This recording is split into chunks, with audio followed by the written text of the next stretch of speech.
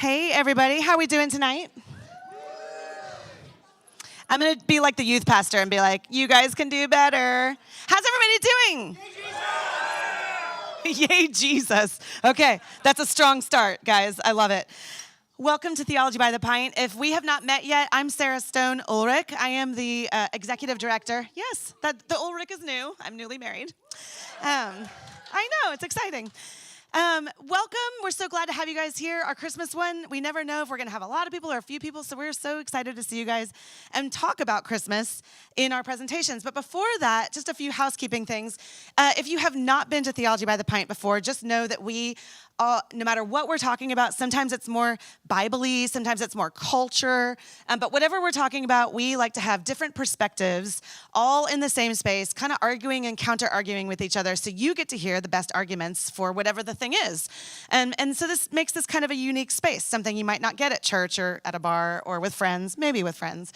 And so we also know that our audience is going to be made up of people that believe lots of different things. So we have some Christians in the house, yay Jesus over here, and we have some atheists and everything in between, and everybody is welcome at our events. We welcome every stage of faith, whatever that faith is, to come and ask questions. But we do come from a Christian perspective, unapologetically. We want you to know Jesus and love him and follow him, and that's our goal here. So I will say, unrelated to our sort of mission, who here is completely finished buying all your Christmas presents for the whole season? Yes, Allison, Mark, right? Okay, so Mark and Allison, you're off the hook for this next thing, but everybody else in the room, might I suggest a Theology by the Pint glass. You can, listen, I'm telling you, not only is it a great gift because it's useful and it's lovely and it supports your favorite nonprofit, but you can also fill it with candy, give it to your coworkers, give it to your kids' teachers, give it to your neighbors. Everybody loves a pint glass full of candy, and it's the easiest possible evangelism because you'd be like, this is one of my favorite nonprofits. Oh, tell me about them. And then you can say, come to an event. And then Bob's your uncle. You've done your evangelism. So check out our merch at the break, and you don't just have to get pint glasses, though they are 2 for $20. But we also have shirts. You can custom design your own shirt. See, I made this one. Rachel made one that's new, like unlike anybody else's. I know, it's exciting. Let's see. You guys already know about our red cup, blue cup system, but at Christmas it's red cup, green cup. So if you have a green cup and you're single and ready to mingle, do not be shy at the break. We've had multiple marriages happen because of people meeting at Theology by the Pint, so it is possible. It could be a Christmas miracle for you tonight. So look for those green cups, and men, do not be shy. Last thing before I pull up Eddie is we have a podcast. I don't know if you know this, but Theology on Air is our podcast. So if you are a podcast person and you like that kind of thing, check it out on all podcast platforms and on YouTube. And you can hear us argue with each other even when we're not having an event. It's great. Eddie, I'm going to ask you to come on up and tell us about this. Where are we? Where are we? Thank you, Sarah. In the life, you know. Where are we in life? We're at Heights Church. Welcome to Heights Church. I'm Edward Crowell. I'm the executive director here at the church, and we warmly welcome you. I know it's a little stuffy in here. Sorry. We switched over to heat already, so we can't run the AC, but we cracked a few windows. Anyway, I appreciate your understanding with that. There's also lots of food left, so at the break, please help yourselves. I would love to not throw it away. We'd love for it to go to good people like you. I want to tell you just very briefly, if you're looking for a church, I want to invite you to come to Heights Church. On Sundays, we have Bible study taught by Dr. Paul Sloan at 10 a.m., and then we have a worship service at 11 a.m. where Paul and Robert Sloan both preach that service. We very much like Theology by the Pint. While we are unashamedly Baptists, we come from a Baptist perspective, we also have a very diverse congregation, people that come from a wide variety of faith backgrounds, denominational backgrounds. There is a space for everyone at Heights Church. And so if you're looking for a place to go, I hope you'll come check us out. Our Christmas Eve service is at noon. So if you need a daytime Christmas Eve option, come here at 12 noon on Christmas Eve. It's family friendly, but it will warm your heart, and you will be out of here by 1 o'clock and can continue on with your Christmas Eve things. What is that? Not me. Was that? That guy. Uh, He's giving you background. It's mood. It was mood music, yes. It is. It will be candlelight. At noon. At noon, because we just shut all the lights off. Right. Candlelight. I love it. Well, yeah, it works, yeah. Anyway, thank you so much for being here. I hope we'll see you all again soon. Sarah? Awesome. Thank you. Thank you guys for hosting us. We love when they host. All right, Bill, come on up here. Every time we do one of these events, we like to spotlight a different ministry or charity in Houston that's doing cool stuff. And tonight, that ministry is Ratio Christi. I asked Bill if next time he could be a little bit more charismatic in his fashion choices because it's so subdued. But anyway, tell us a little bit about Ratio Christi. Well, Sarah did say that Christmas sweaters are encouraged. I did. Yeah, okay. So this is your fault. So yeah, my name is Bill Scott. I'm the director of Ratio Christi International and the chapter director for Houston Christian University. What Ratio Christi is a mission society that reaches out to college campuses, to college students, and helps them to be thoughtful about their faith. And we put a heavy emphasis on evangelism. So we don't believe apologetics should just exist in a vacuum, but it's a tool for evangelism. So Hey, what's apologetics? You know what apologetics is. I don't know what apologetics is.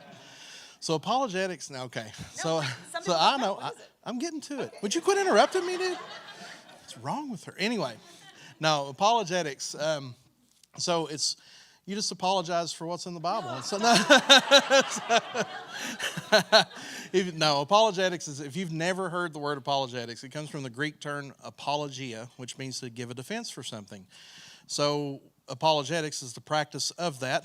So it's a subset of theological approaches to the faith to where you can defend against, and not just defend, not just debate, but also clarify, which is what Ratio Christi strives to do. Like, we're not really a debate club, as much as we are a clarification ministry to help people understand what Christianity is about, and and I tell our students all the time, if you can't win them to Christ, win them to the next cup of coffee and the next cup of coffee. So that's kind of how we operate worldwide.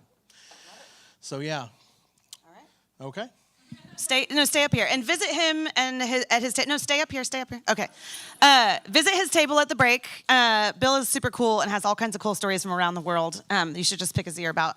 But they also brought our trivia prizes. We like to do a little bit of trivia at these events so we can all agree about something fun before we just disagree about everything. So here are the trivia questions. You're going to help me look to see who raises their hand first. If you have not done this with us before, here are the rules. Do not hold up your hand until I'm done asking the question. Tonight's are not multiple choice. So as soon as I'm done, see, like, that's an example of what not to do. Graham is now disqualified from winning anything.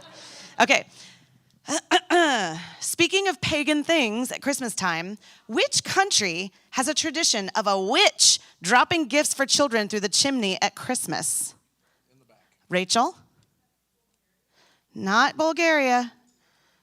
Not great. No, he's disqualified. It is Italy. La Befana. Yes. Okay, Graham, you're not disqualified from the Lex too, but you had to learn your lesson the hard way, so, okay. All right, 2 more chances though. Okay. What did she win? I should ask you. What did she get? Oh yeah. So my beautiful wife, where's she at? She's back there. Say hi, Tab. She's the one in the back of the room. She's the one that does all the cool stuff. So she put together a Ratio Christi coffee mug, some ink pens, stickers, bunch of swag, and what else is in here, Tab? You want to yell it out? Because she's introverted. What is it? Candy. There you go. There you go. Okay. All right. This parasitic holiday flora is an ancient symbol of fertility and virility, and the Druids believed it was an actual aphrodisiac. Yeah, but that was before we were done. I saw Yavuz, but Yavuz, what is it? No. Okay, we'll go back to Andrew. Mistletoe it is. Yep. That aphrodisiac.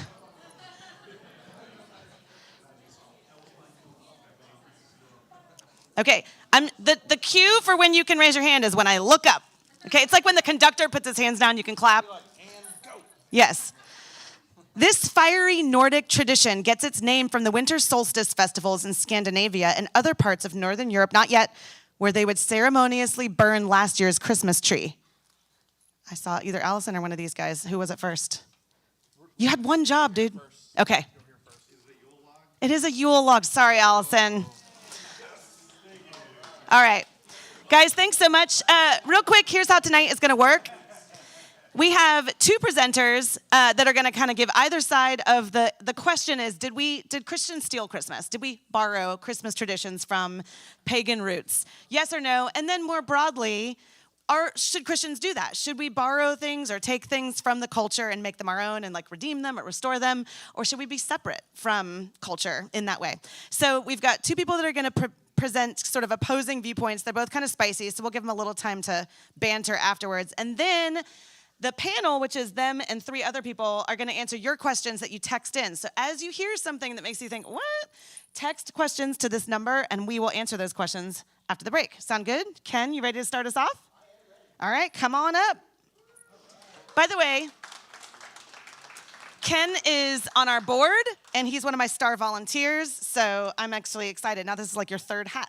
Do you want me to? Wherever. I mean, the higher the better, because then they can see you, but does that make you feel uncomfortable? This is actually my debut, so. No, you talked about anarchy at a mini. There was like 10 people there. All right, my first time on the big stage.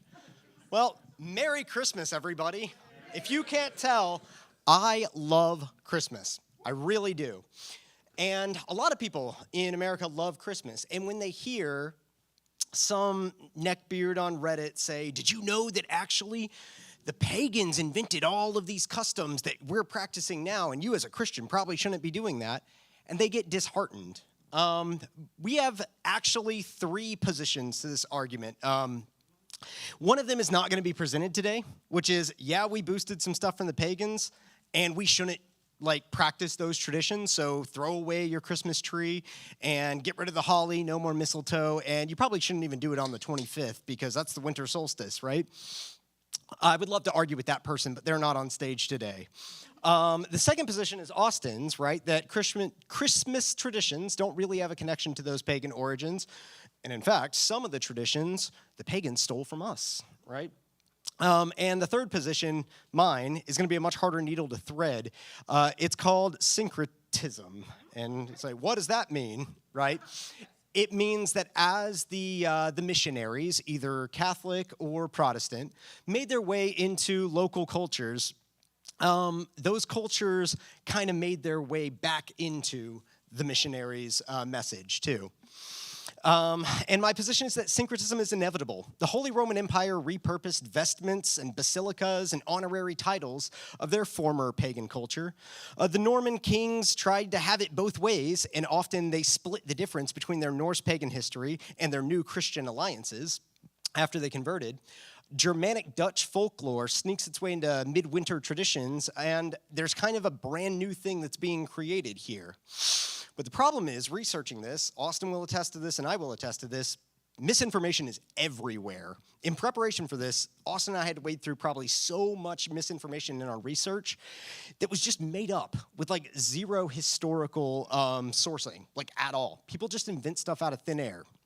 As a little icebreaker, show of hands, how many of you had some old lady in church tell you that the 12 Days of Christmas was actually secret Christian code, right? The song, 12 Days of Christmas. And it's the one partridge in a pear tree is actually the one God, and partridge in a pear tree is Jesus on the cross. The two turtle doves, the Old and New Testament. The three French hens, right? Okay, yeah. Three French hens are the Trinity, right? The four calling birds or the Gospels, the five, and so on, all the way to the 12 disciples, right? Has anyone heard that before? Okay, we got a couple. Yeah. I heard that when I was growing up in very, very, very Baptist vacation Bible school. How many of you have heard that the candy cane, right? You turn it upside down, it's actually secret for J, right? That the red and white stripes are the blood that makes us pure as snow, right? That the three stripes are actually the Trinity, and it's a secret code. We all know that both of those are ridiculous, right? The 12 days of Christmas can't be a secret code for Christianity. It's Christmas. Nobody's going to say you're worshiping Christmas, but are you a follower of Jesus? No, that's ridiculous, right?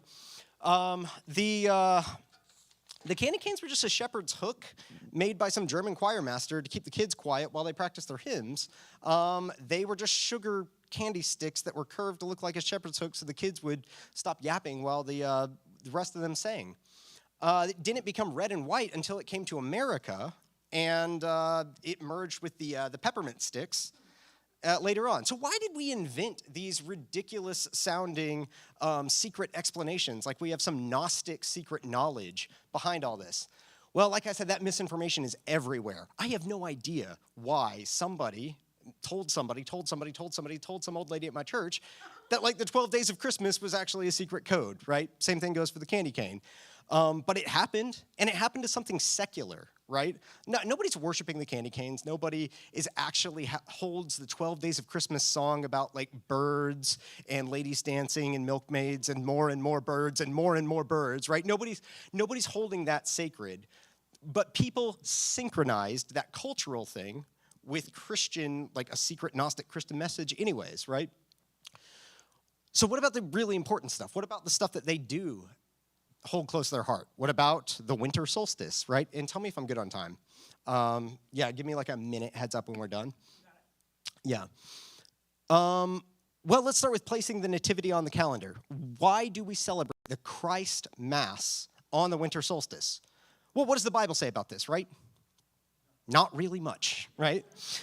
What do the early church fathers say about this? Well, for the first like 200 years, not really much at all either, right? It's not until Clement is the first record we have pre-200 AD who actually places the nativity story either in like November or I think it's like March or May. But the church hadn't settled on a winter solstice until much later. So what were the Romans doing at the time, right? Because after all, that was when the early church started to get its feet up underneath it. Well, the Romans had this festival called Saturnalia. By the way, before I start on Saturnalia and Sol Invictus, if somebody brings up like Mithras and Horus and Dionysus and says, you know what, they were all born on December 25th too, that's a completely pulled out of thin air. More misinformation, right? There was this documentary about 10, 15 years ago called Zeitgeist, and the dude just pulled it out of thin air, just made it up. There is zero historical record for any of those three being born on the winter solstice, much less like December 25th.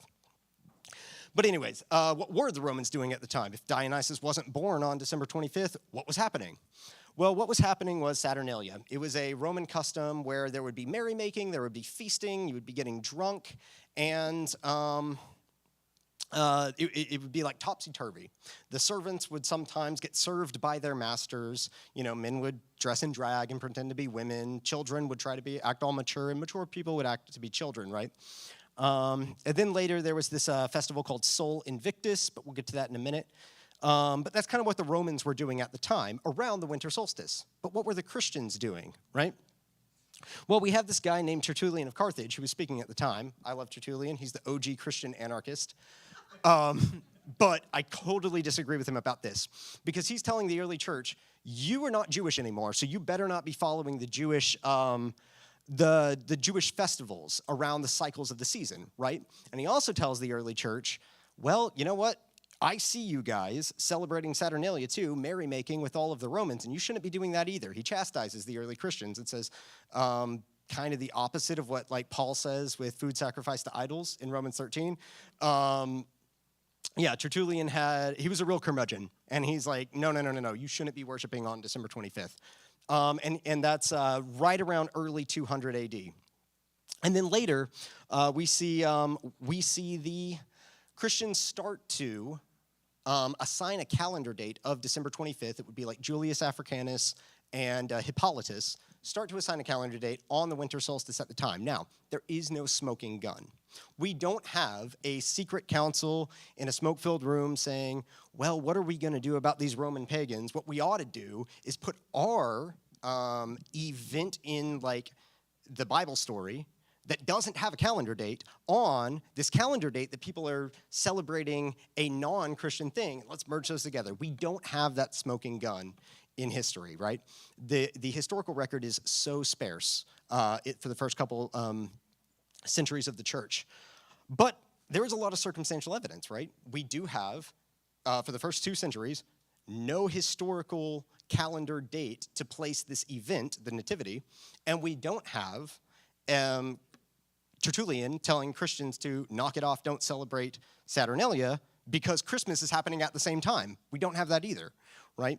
All we have is the circumstantial evidence that says Christians were getting involved with these pagan Roman customs, and then right after that, the early church fathers start placing the calendar date on the 25th, on the winter solstice.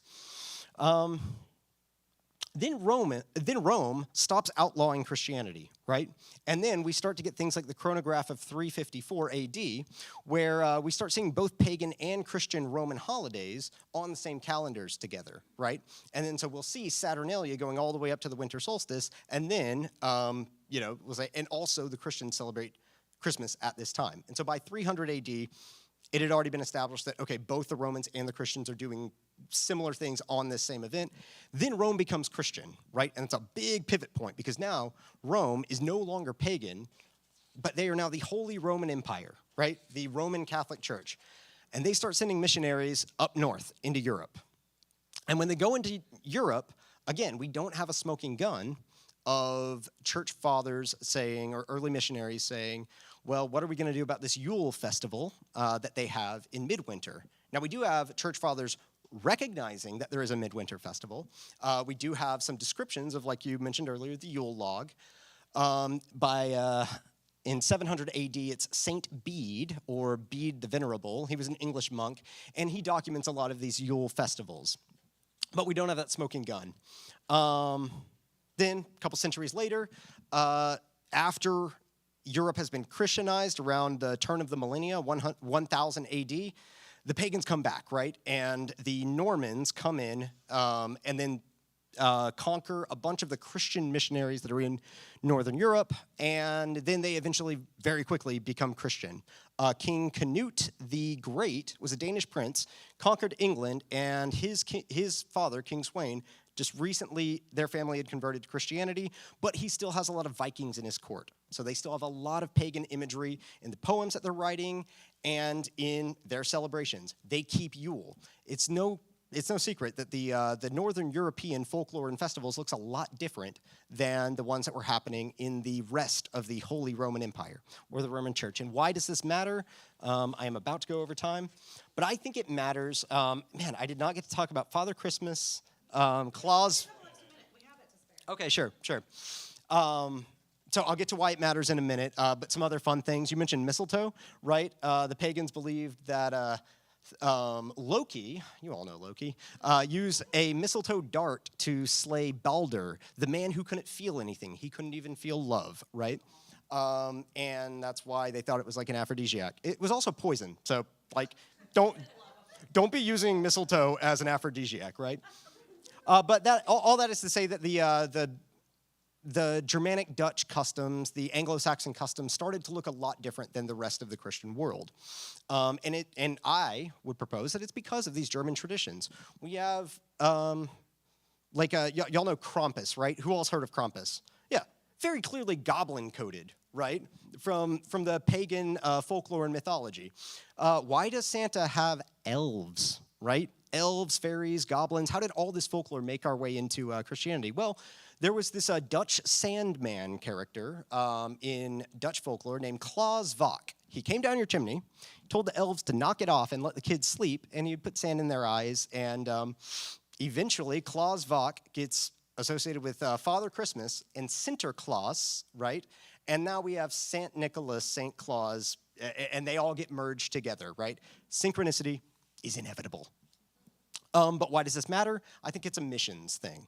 And I'll talk about missions when I go back and forth with Austin, but I think that it's a darn shame to see South Korean Christians singing Hillsong English worship songs with an acoustic guitar and a drum set.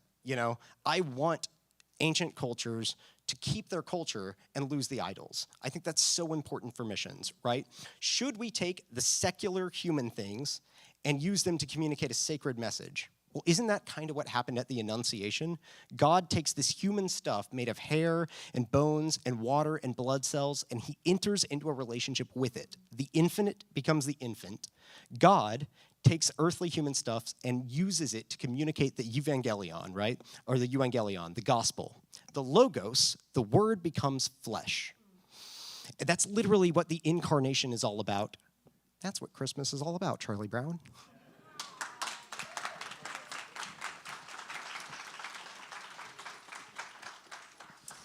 Well done, Ken. All right, want to come disagree with him? Welcome, Austin, to the stage. Do you need this as well? Or are you just off the cuffing? All right. All right, hey everybody. My name is Austin Freeman. I'm on the leadership team here. I am the chair of the apologetics department at Houston Christian University. So I want to make three major points, and then any of the minor stuff that you guys have questions about, any specific elements that you have heard, we can debunk in the Q&A session, okay? Because it will be entirely debunking. Somebody asked me, what in the world does a Tyrannosaurus Rex have to do with Christmas? And I said, well, about as much as paganism does.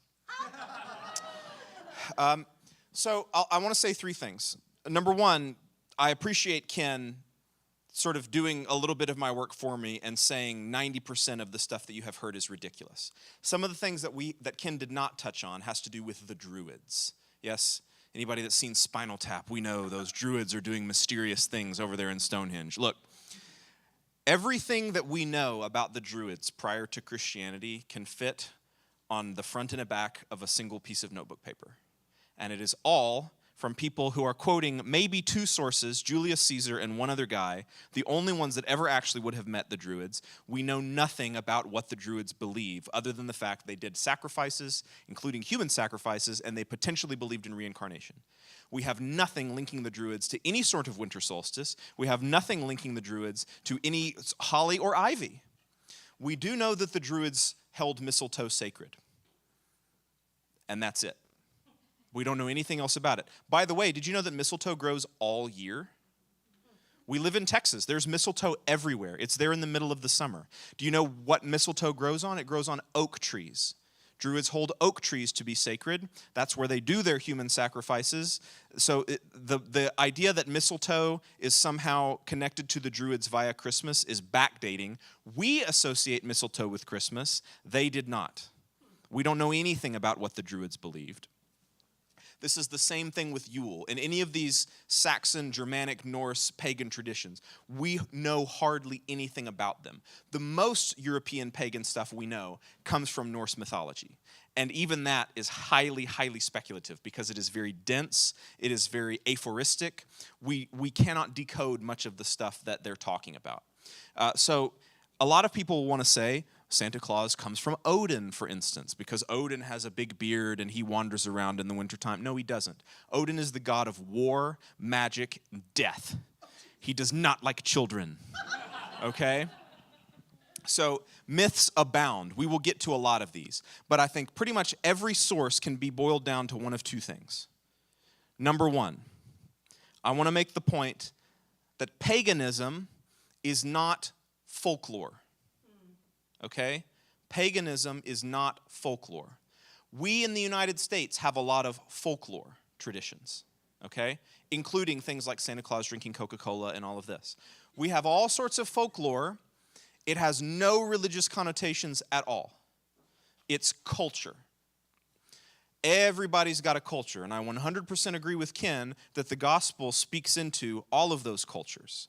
So just because we have cultural practices which seem weird and exotic to us, like Krampus, does not then automatically dictate that this is some sort of religious meaning of some polytheistic pagan cult. We have no evidence of this whatsoever. Krampus is actually a great example of what happens. Let's ask ourselves, what's the first appearance of Krampus? He's maybe somewhere in the 14 or 1500s, right? So like around not too long before Martin Luther is alive. What paganism is going on in Germany while Martin Luther is drinking beer in Wittenberg? The answer is none. Now there are some pagans in Europe very late, in Lithuania. How many Lithuanian pagan Christmas traditions have you heard of? None. Okay? It all seems to come from Germany or the Druids or any of this stuff, and these are the ones that we know least about. And that's half of the reason why they make these claims, because they don't need any evidence to back it up. There is no evidence extant. Okay? So folklore is not paganism. All sorts of things, like in the Dutch Christmas traditions, you have all sorts of little characters and helpers that go along with St. Nicholas when he makes his rounds, and that's what they are. They're fun additions to the story that entertain children. There's no textual, cultural, historical link to any pre-Christian religion whatsoever. So that's number one. Folklore is not paganism. Number two, humans have always been humans, and winter has always been winter.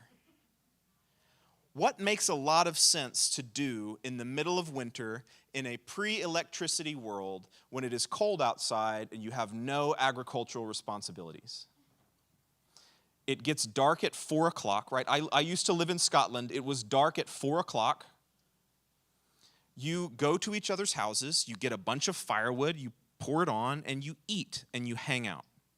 Maybe you sing some songs because getting dark really early makes things depressing. And so right there in the middle of winter, at the winter solstice, it does not take a huge stretch to say, you know what, let's have a party. So the fact that people have parties in wintertime does not therefore prove Christmas is pagan. Do you see the massive leap from one to the other? People just act like they always have acted. So let's talk about Saturnalia, because Ken is right. Saturnalia is the best evidence that we have for any sort of pagan transmission between them and Christianity in relation to Christmas. Saturnalia normally begins on December 17th. At some point, perhaps, because calendars are weird in the ancient world, it extends maybe at the most 7 days up to December 23rd, not December 25th. Saturnalia does not occur on Christmas. Did they feast with one another? Yes. Did they exchange gifts? Yes. So, what does this demonstrate?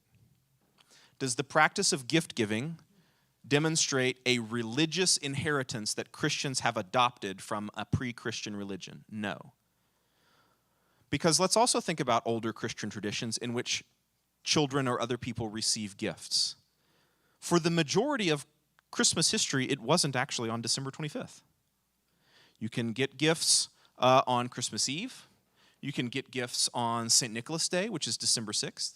You can get gifts on St. Lucia's Day, which is earlier in December. You can get gifts on January 7th, which, by the way, there's a whole half of the church in the Eastern Empire that's celebrating Christmas on an entirely different day. So who cares whether pagans are celebrating on December 25th? Because January 7th is the real Christmas anyway, to half of the empire. By the way, that is the origin of 12 days of Christmas, in case you guys knew. December 25th to January 7th. Which one's Christmas? It's all Christmas. It's all Christmas. Let's all just have fun.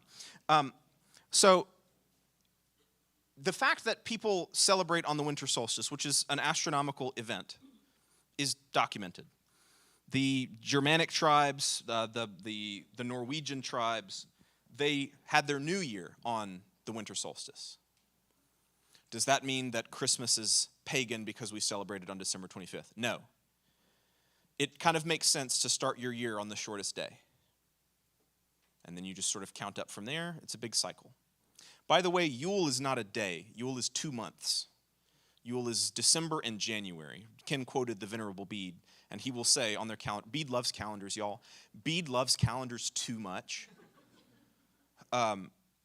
He will say Yule is December and January. So it's this whole season. You cannot make any sort of tie to Christianity from the fact that Yule exists. We also don't know what the customs of Yule were. The Yule log is not actually a pagan custom. The earliest reference we have to Yule logs is from like the 1600s. So once again, Martin Luther's dead at that point. There is no textual historical evidence whatsoever for any element of Christianity having any sort of holdover from any pre-Christian religion. Now look, I'm a professor. I love to hedge things. Well, it depends, right? That you get sick of hearing people give those answers.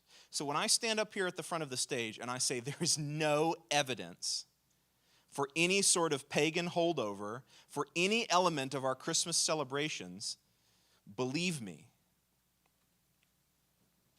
So why is it December 25th? Because Ken's right. The Bible doesn't say this. The Bible does not give us any hint of when Jesus' birthday was. Some people want to try to say, well, it couldn't have been in winter because there were shepherds outside. Not very plausible because they're shepherding in Israel, and Israelis still have sheep out. There's very good grass in winter, actually, because it's the Middle East. We know nothing about when Jesus was born. We do know when Jesus died. It was March 25th. Now, in the ancient world, you have this philosophy that a perfect person lives a perfect life. And perfect in the ancient world means symmetrical. That's why the circle is the perfect shape and you have the heavenly spheres, all this. So if Jesus dies on March 25th, this must also be the day on which he was conceived, which is why very early on in the liturgical calendar, what other feast happens on March 25th? Does anybody know? The Annunciation. Hail Mary. Yeah. Are you getting scared? It's okay. So Gabriel is said to have visited Mary on March 25th because that's the day that Jesus died, therefore it's the day that Jesus was born. And again, if Jesus is a perfect man who lives a perfect life, then he must have had a perfect, exactly 9-month gestational period. So if the conception is March 25th, what is exactly 9 months after March 25th? It's December 25th. And look at this. If I'm a Christian and I'm counting exactly 9 months, I see December 25th and I say, wow, that's the winter solstice. That is the darkest day of the year. And this is the time at which the light of the world comes into being. Then that's pretty cool. Was that my time? Yeah, okay. So the last thing I'll say is, Ken is right. We have very early sources about Christians celebrating on December 25th. It does not take a long time. He mentions Hippolytus, he mentions other people. This is in the 200s, right? Hippolytus says Christians celebrate Christmas on December 25th in 204 AD. The Apostle John has probably only been dead for less than a century at this point. So the fact that the entire Mediterranean world is celebrating on December 25th, less than 100 years after the last apostle dies and the last book of the New Testament is written, should give us great confidence that it doesn't matter whether the German people celebrated Yule. It doesn't matter whether the Druids were up to things at Stonehenge. It doesn't matter what you've heard, because we know from the beginning this is what Christians have been doing. And it makes perfect sense based only on Christian sources. And it makes perfect sense that the feast of St. Nicholas, who's like a real guy, you can go see his tomb with all sorts of legends, enters into Europe around 1000, 1100 AD, starts bringing gifts. Look, I said my first point was that folklore is not paganism. Christianity can have folklore too. Christianity can create culture too. That's what Christmas is. You do not need to be embarrassed of it. Thank you. Might as well stay up here. All right, when I asked these two who wanted to go first and how much time did they want and all that kind of stuff, Ken was like, why don't you give us less time and then let us go after each other afterwards? And so, since they can both handle it, I said yes. So we get to watch them spar a little bit. Y'all up for it? I'm going to scoot this out of the way. Whose phone is this, yours? Okay. All right, so grab a mic.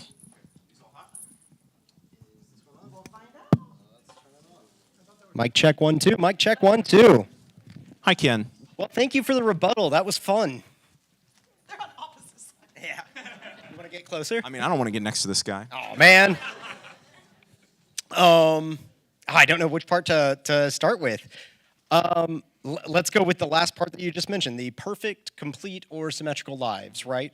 Do you think, and you can be honest with me in the audience, do you think that might be like a little bit of a post hoc rationalization, right? I too, love the imagery of, John is my favorite gospel, right? I know all the synoptic gospel people like theirs. It's like, oh, Matthew was for the Jews, and Luke was a historian.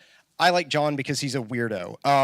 The light came into the darkness is John 1, right? It is the nativity story that I like the best. The light comes into the darkness, and the darkness did not understand it. And what a better time to celebrate that than, the day when it is darkest and the light is going to come into the world. The sun is going to come back, and the days are starting to get longer. But do you think that might be a little bit of post hoc rationalization with the perfect life being conceived and died on the same day? Yeah. So post hoc means like after this, by the way. So are you just explaining something that already existed, like rationalizing this? No, because the post is like a very small post. Okay. Like I said, our documentation of Christians doing this is like, Hippolytus of Rome's commentary on Daniel, which is where he mentions Christians celebrate the birth of our Lord on December 25th, is literally the earliest complete Christian commentary on Scripture that we have. And already, again, within one lifetime of the death of the apostles, there are still people like Clement that Ken mentioned who sat under the teaching of the apostles of the Lord who are alive at the time that Hippolytus and these others are writing this. So is it post hoc? Maybe, but it would have had to be very quickly post hoc. I agree. I just think it's weird because the Jewish tradition of perfect, complete, or symmetrical life means that they were born on the same day, not conceived. This would be the very first historical record of somebody using that rationalization for conception and death. There would not have, Moses in the Jewish tradition was born and died on the same day. So unless we're going to be celebrating Christmas on Pesach or Passover or Easter, like Yeah. I would just ask, how many previous Jewish figures had a virgin birth announced by an angel?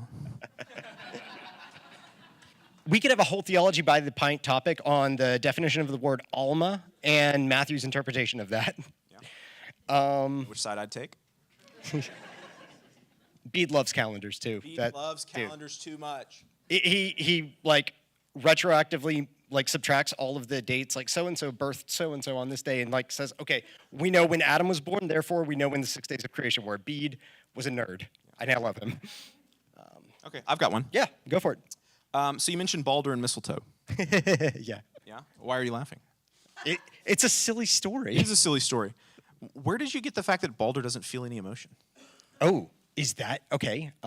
He didn't feel anything, or is that a modern? He's got a wife and kids. Okay.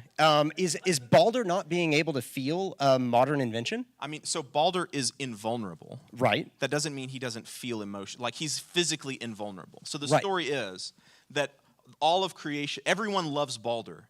And so all of creation has sworn that they won't hurt Balder, except for the mistletoe, which wasn't at the meeting. And so that's why Loki goes to the mistletoe and he creates a dart and he kills Balder. So when it says Balder's not able to feel, it means like physical, he can't be destroyed. It doesn't mean that he can't love. Secondarily, this story of the death of Balder also has nothing to do with Christmas. It's not dated to winter or any particular time. It just happens to include mistletoe. And this is what I want to stress. We cannot read back our current Christmas customs into ancient sources and then say, there you go, Christmas, right? So every time mistletoe shows up doesn't mean that it's Christmas related.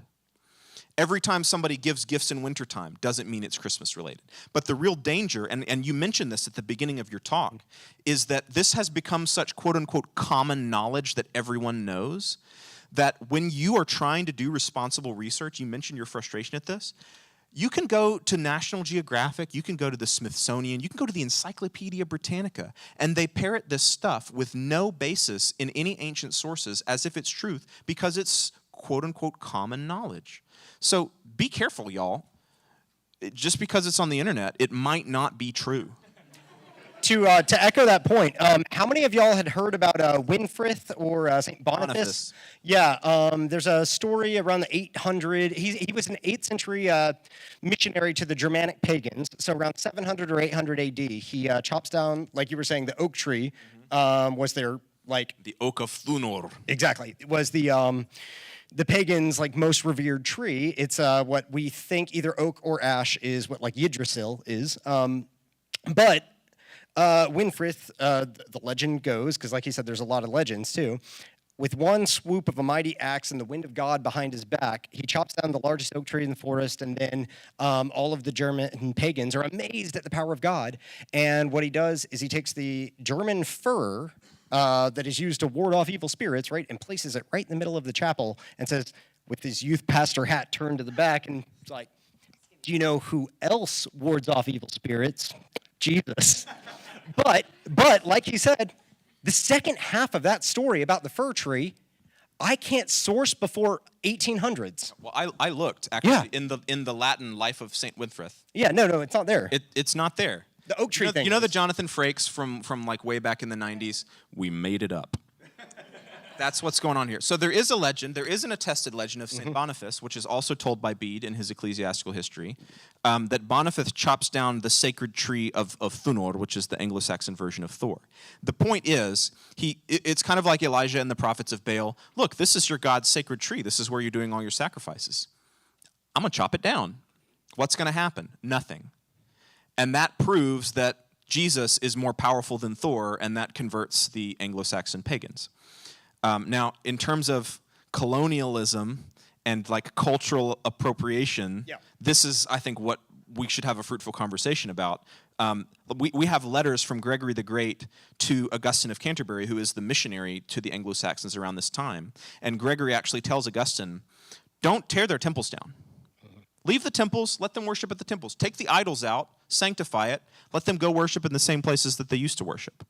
So it is undeniable that early Christians sought to meet common ground with their evangelizees. That's not under dispute. What we're talking about primarily is, did we steal Christmas from them? And the answer is no. And I think a lot of our disagreement is going to come down to how much folklore is influenced by its ancient, like you said, centuries ago, pagan roots, that by the time that folklore is still around, well, those regions have been Christianized, right? You mentioned Lithuania, and this is one of the reasons why when I said that the Roman Empire of pagans became the Holy Roman Empire, and the Roman Catholic Church started making their way north and Christianizing Europe. You mentioned Lithuania, which is really interesting because in Estonia, fresh off of their Christianization in the 1400s, so this is pre-Reformation but post-Christianization, Lithuania and Estonia, there was this Baltic, it's right after the Baltic Crusades, so they've just been Christianized. The Estonian... One of the best crusades, y'all. The Estonian Brotherhood of Blackheads did, right after they were Christianized, erect a spruce tree for the holidays and burn it in the Tallinn town square where the members of the other brotherhood danced around it. There was setting up of a dedicated spruce in the town square where young men went with a flock of maiden and women's and sang and danced there and set the tree aflame, right, for the holidays. Now, where did they get that from? And you may say, well, it's just folklore, right? The spruce warding off evil spirits is not necessarily something that's stated in this legend, right? It is something that Christian, after, they had been Christianized, Christian European people believed, but we don't actually have any written record of pagans doing that. To be fair to his point, we don't have any record about the Druids. So, but where did these come from? And why are they doing it so freshly after being Christianized? I don't know. Okay. But I will note this. We don't burn Christmas trees. Like that's what they're doing is not any sort of Christian Christmas tradition. If your Christmas tree is burning, something is horribly wrong, right? It's National Lampoon. So why are they burning a tree? I wonder whether do they set the tree up or do they have a gigantic log and a bunch of timber and create a bonfire in the square of the town? Because that's most of the other sources that I see is, okay, we've got to make sure that the local priest or the mayor or whoever has their fir logs because it's the middle of winter and it's cold and they need firewood. So I wonder, number one, because again, I'm not familiar with this. I don't know what the source is that you're reading from. Oh, okay. 1584, the chronicler Balthazar Rousseau. So it happens like a century afterwards, but yeah. So who knows whether it's even real? Okay. This is fun. And I actually thought that we'd get so many more questions about things that aren't Christmas related, but we have a lot of Christmas questions coming for you, so yay.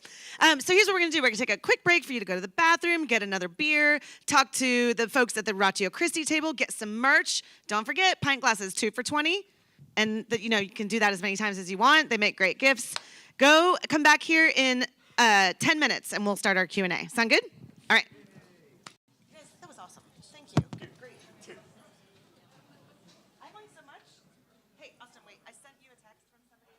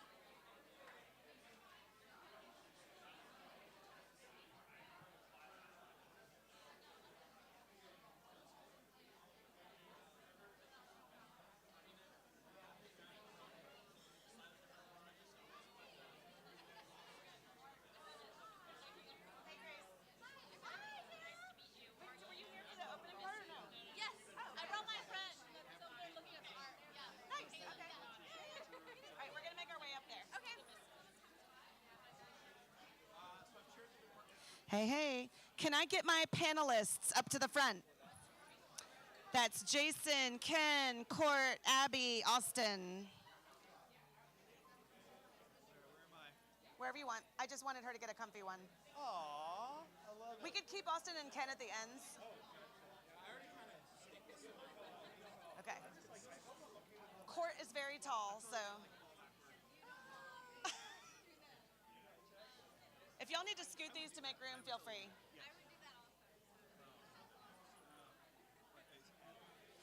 All right, guys, I'm going to ask you to make your way to your seats, and we're going to get started again.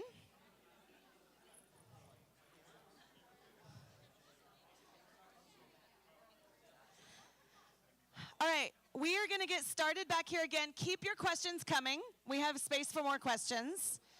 I will tell you a couple things. I have made this speech a couple times, but your question is more likely to get asked if it comes in sooner rather than later, and if it is succinct. So if you send me a paragraph, it probably isn't going to get asked, just because I don't have the time to read that while listening to them, and it gets kind of confusing. Also, I wanted to, well, some of them are still in the other room. I'll wait till the end to do that. Never mind. Wait for the twist. Also, every December when we do our events, at the very end, we're going to cut out a minute early, and we'll do all our housekeeping, and we'll pray. And then I am going to ask you to stand up, hold up your cups, and in the most cheesy way possible, we're going to sing, "We Wish You a Merry Christmas." And so if you're a Christian or not, you can sing that song, right? If you don't like saying Christmas, say, "We wish you a Merry Sol Invictus," or whatever. Saturnalia. Anyway, I'm kidding. Okay. So I'm going to have you guys introduce yourselves, and how about very briefly, and I mean very briefly, tell us your name and one favorite Christmas thing, Christmas tradition, Christmas food, what you're asking for this year, but just something cute about you and Christmas, and then we will get off to the races. My name's Austin, and every year growing up, my brothers and I would get a new Christmas ornament that represented something that happened to us that year, and fill up the tree with those. Love that. My name is Court, and I love everything about Christmas, but putting the lights up on the house. That's a joke. It's very difficult, but I do enjoy doing it. Every man in the room's like, uh-huh. Hi, Jason Marino, and favorite thing with Christmas was my mom wrapping up a box of cat food so I wouldn't be able to guess it by shaking what it was, except I guessed that it was Legos, and it actually was Legos. So, never mind. That's cute. My name is Abby, and I really like that we've always celebrated on Christmas Eve. Okay. It's fun. Very nice. No, Hi, I'm Ken, and if you've ever seen the Peanuts Christmas, the Charlie Brown Christmas, Lucy really wants to be the Christmas queen, right? My favorite thing about Christmas is that I married the Christmas queen, right there. She loves Take a Christmas look. even more than me. Yeah. Okay, is his mic funky? Should we just cut it out Is of the... it? My bad, I gotta eat it. No, it was cutting out, but we'll see. If it does, we'll make you share with Abby. Otherwise, yeah. Okay. The first question I want to ask you guys, and I'm not going to tell you what positions people take. You'll have to figure it out by listening to them. But the first question is just, can you define paganism? I realize we should have done that because we kept saying, is it stolen from the pagans? What's pagan? And you said paganism is not folklore, but also what is paganism? So pagan means from the countryside. So you see like Augustine of Hippo and other people start to define the pagans over against the Christians because the Christians live in the cities and the people that still worship the Roman gods are out in the villages, right? Because the gospel hasn't reached all the way out there yet. So in the ancient and medieval world, there's only three religions. There's Christianity, Judaism, and everything else, which would be called paganism. And that includes when the Islam comes on the scene in the 700s, Islam is considered to be a Christian heresy. So there's still actually only three religions. If that's how we want to talk about it today, that's fine. Paganism is anything that's not one of the other ones. Nowadays, we would say paganism is probably polytheistic. We could do a different event. Neo-paganism is significantly different than actual ancient paganism. We talked about that in spring of this year. Remember, Yeah. we had the witch. Yeah. So, Christian witch. There's air quotes if you're just listening on the podcast later. Okay. So, but anyway, yeah. In the ancient world, the sources that we're using, pagan is any of the people that worship the other gods that were not the God of the Old or New Testament. Okay, that's great. We can move on. By the way, someone just asked, and I wrote them back, that's the point of this entire event. They say, so even if some traditions are pagan, is it really that bad for Christians to follow them? I want your answer to that because I forgot to ask it. No. Okay, well, we're going to have want some more? specific examples coming later, so save it for like the Enneagram. And, Sometimes. Okay, well, I might have to jump on stage. We'll see. Okay, next question is, this Christmas Day argument is at the heart of Jehovah's Witness beliefs and drives a lot of their other morality and rules because they view themselves as holy and the ones who have it right. What would you say to a Jehovah's Witness if they were in this room? Like, they don't celebrate Christmas. They don't celebrate anything. So sad. I'll take this one for family, Jehovah's Witness, and I would just say the core issue with the Jehovah's Witness that I think plays into Christmas and then later on celebrations is the deity of Christ. And so Jehovah's Witness also do not believe that Jesus Christ is the Lord. They don't believe that he is God, the second person of the Trinity, and I think it plays into how they view Christmas, because if you do not have Christ, who is not merely the Son of God, but God in the flesh, then you don't have atonement by grace through faith, and therefore you have these other exterior religious acts that have to make you righteous before God, which would include both omission and things that we don't do, and then commission and things that we do. I mentioned John 1 being my favorite nativity story, and the new the New World Translation that they use, the Jehovah's Witnesses, butchers John 1. It is horrible the way that they translate the Greek. Yeah, that's really important. For the John 1 and 1, this translation, no Greek scholar agrees with the New World Translation, and the guy who actually wrote the translation, or he worked on the translation, actually had to admit in court that he did not know Greek. I was just going to say that, yeah. And just to kind of just to mention, just in case anybody wasn't they're like, why in the world are they talking about John 1? Is a lot of the discussion of in the beginning was a word, and the word was with God, and the word was God, is that at that point it's a distinction of whether it has a definite article at the very beginning, and the idea that if it doesn't, then therefore it's not specifically the God, rather more of an a God, but that's really not a hard and fast rule, even in Greek, and that's something that's pretty well accepted and known, is that you always look at the context, and that's why it is like Jehovah's Witnesses go a different route, is trying to read Greek without actually understanding the context of Greek. I'll pause. It's called. Just keep them on the whole time. It's called Colwell's rule. It's got a Wikipedia page. You can look it up. But I want. Oh, go ahead. No, I was gonna say. Oh, no, finish. Well, I was just going to take it back to paganism, so finish. No, please. Abby, you go. Yeah, go ahead. Okay, Austin, you said that Do it like this. Yeah. this. So Christmas has no traceable pagan roots, but we just established that paganism is anything that's not Christian, Jewish, is pagan. So Any how religion that's not. how do you square that? Any religion that is not one of those. That doesn't. So as equate long as to the tradition culture. is not rooted in religious, it's not a pagan root. Yeah, and I would even go further than to say, did the people at the time understand it to be religious versus cultural? Because things change all the time. We have all sorts of rituals that are Christian that nobody. I mean, Santa Claus is a saint, Santa, right? That's our next question. So okay. Let's So- segue. Oh, you go, Abby, and then I'll segue. Sorry. No. So then there wouldn't be such thing as pagan culture, or pagan culture means pagan religious culture? That's a good question. Yeah, I would draw a distinction between, for instance, the culture of Lithuania or Estonia or India or any of these places, and the religious practices which have then become a part of that culture. And I think you can draw that distinction. But again, it goes back to what do we know? And we don't know. And I think that was testing. Okay. Can you guys hear this? It's use Abby's. Yeah. It's a very nice microphone. And I think that was at the root of our conversation, was that if you're saying we have no evidence, right? So my argument was, if there's smoke, there might be fire. There's probably fire. And you say, if you don't see the fire, there's no fire, right? And I think that was at the heart of our disagreement. Well, I wanted to pause for a moment because I think this also has to do with the Jehovah's Witness question. Because in reality, I think that if the Jehovah's Witnesses were in here, I think that they should actually be up on the panel. And the reason being is because I think they actually speak to missing portions of the debate here. Because neither one of us are actually disagreeing on any actual facts. I think it's the implications that are the struggle here. Because, getting the idea of we had two different versions of the definition of pagan up here earlier. One was it's anything that's not, Christian or the, Roman or mainstream. But there was also the idea that it's the Druidic religion.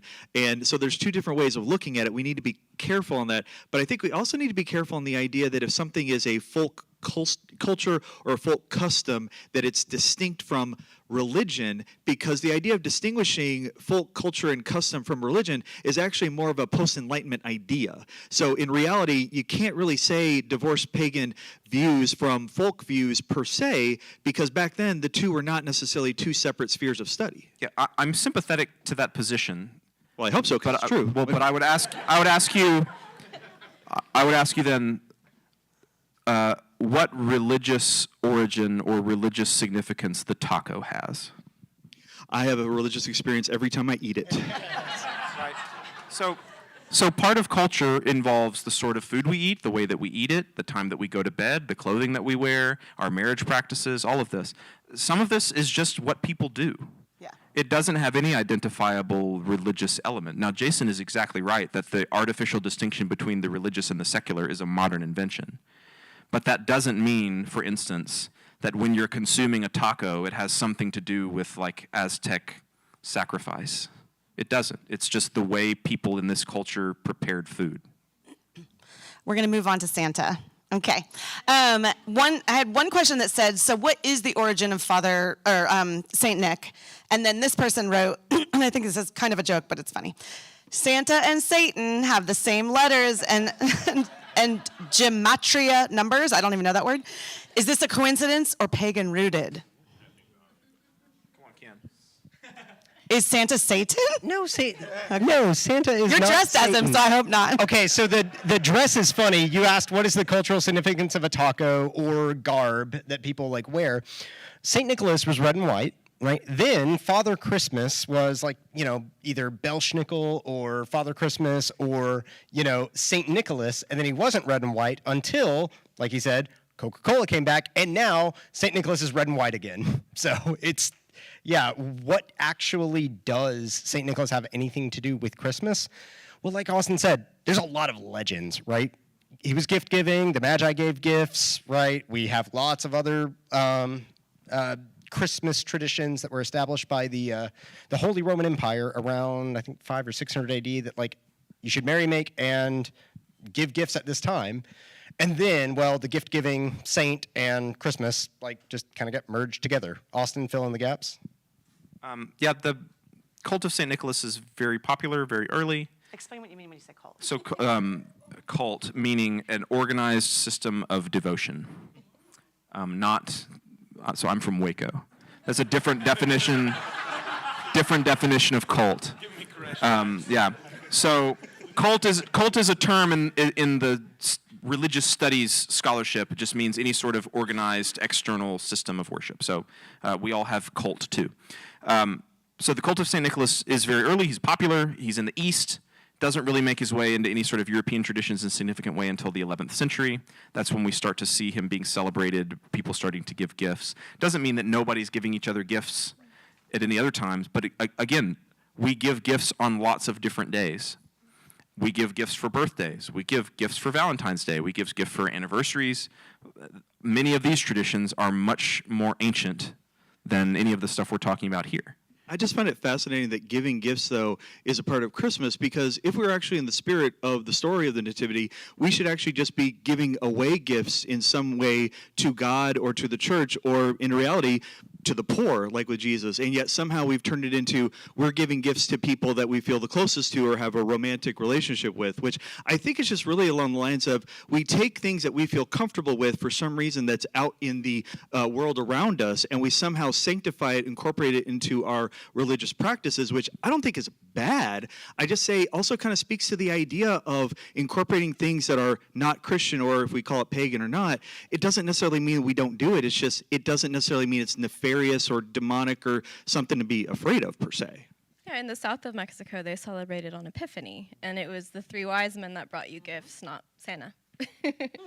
Well, putting Santa aside, I do take issue with the gift giving of. I would actually say I don't think that we only give gifts to those that are closest to us. Although I would say that there's no problem with that. But the order of Morris, I would just say I think the Christians largely are most generous at Christmas, giving outside of that, which is a reflection of the Nativity. I don't think that I look around and say, oh, because our culture has been commercialized, therefore Christians in particular are only giving to those that they really like, and then they kind of snub everyone else. I just don't think that's the true history of Christmas at all.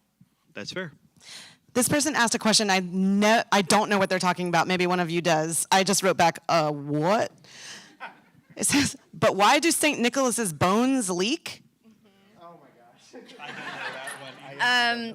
Maybe condensation. That's going to be my answer. What are they talking about? Fill in the blanks for us. Yeah, so there are lots and lots of stories about the bodies of saints exhibiting miraculous properties. Okay. Got it. Okay, moving on. And St. Nicholas's bones leak, therefore Catholicism is true? You know, and the bones of St. Nicholas are disputed. They went missing for like a long time, and then now they have bones, and it's like, okay, well, I guess these are them.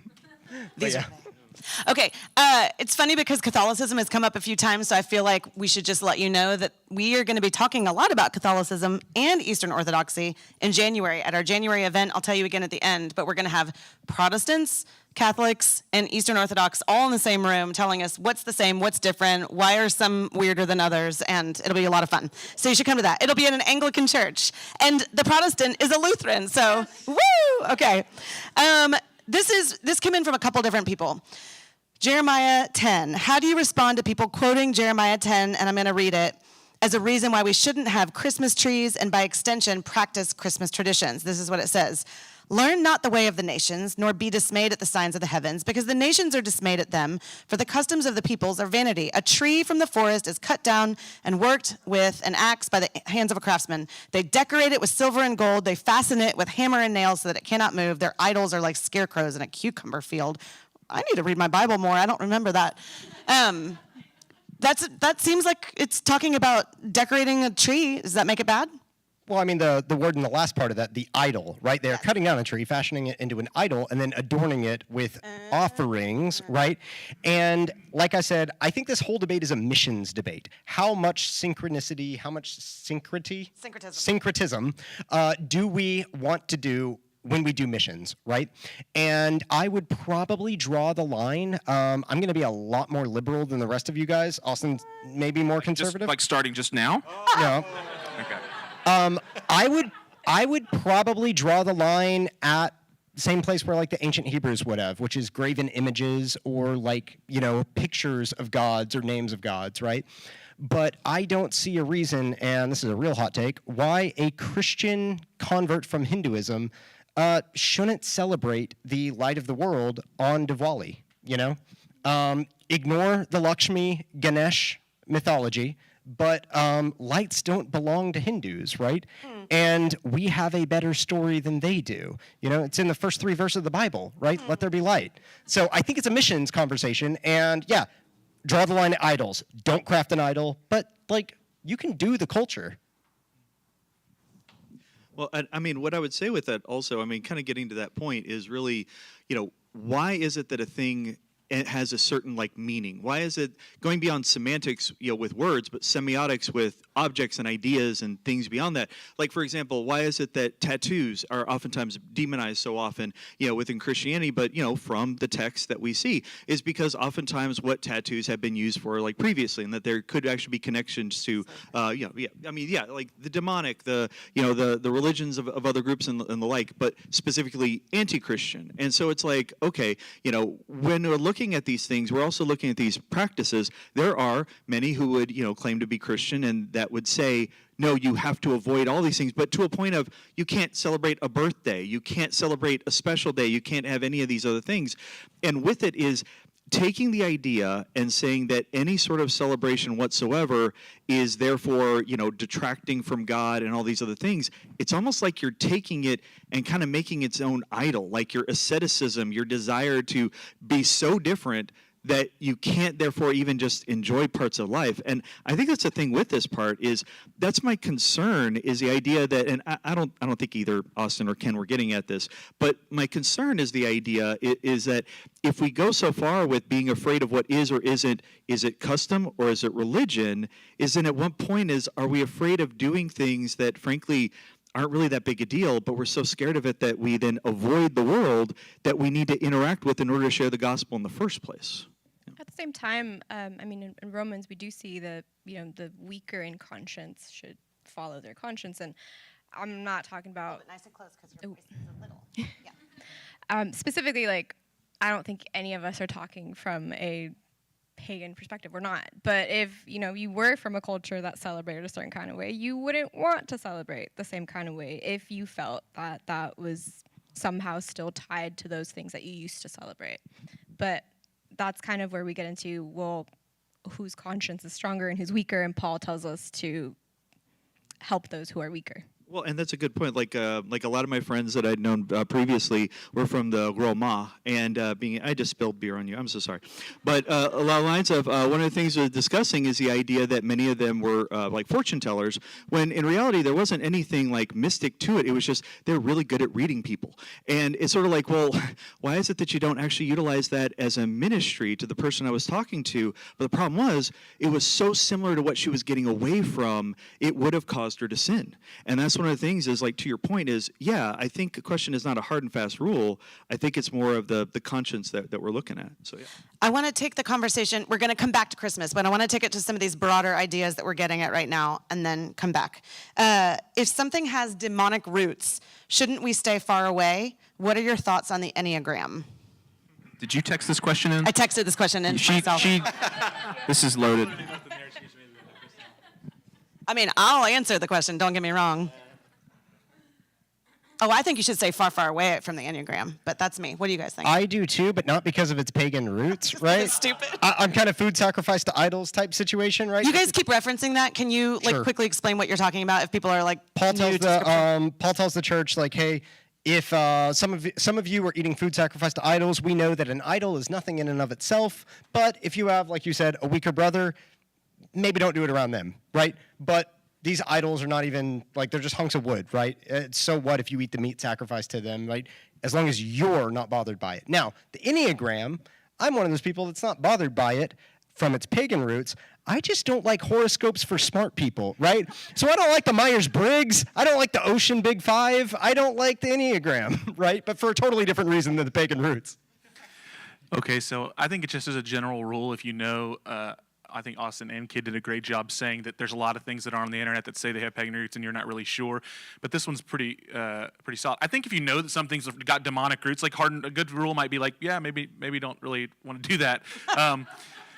But the Enneagram in specific, as a pastor, I heard a lot of people in our church that were really into it. I didn't really know much about it. I thought it was interesting. I will say what I saw it used as is mostly as a way for people to say, man, this is how I am. I'm really gifted in this way. But they use it a lot of times saying these are my weaknesses, and so you have to deal with that.